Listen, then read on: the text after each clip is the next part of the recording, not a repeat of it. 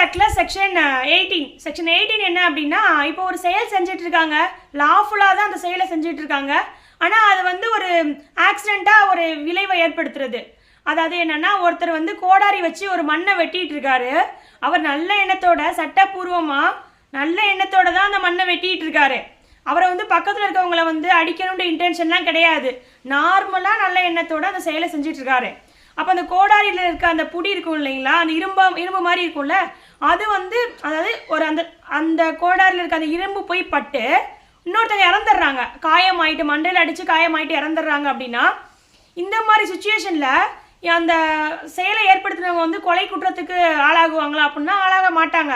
இது கொலை குற்றம் கிடையாது. ஏன்னா அவங்க நல்ல எண்ணத்தோட சட்டப்பூர்வமாக ஒரு செயலை செஞ்சுட்டு இருக்கும்போது எதிர்பாராத விதமாக ஒரு செயலை நடக்குது. ஸோ இதனால இது கொலை குற்றத்துக்கு ஆளாக மாட்டாங்க இந்த இடத்துல. ஸோ இந்த ஆக்சிடெண்ட்டாக ஒரு செயல் செய்யும் பொழுது அது குற்றம் ஆகாது அப்படின்னு சொல்கிறாங்க.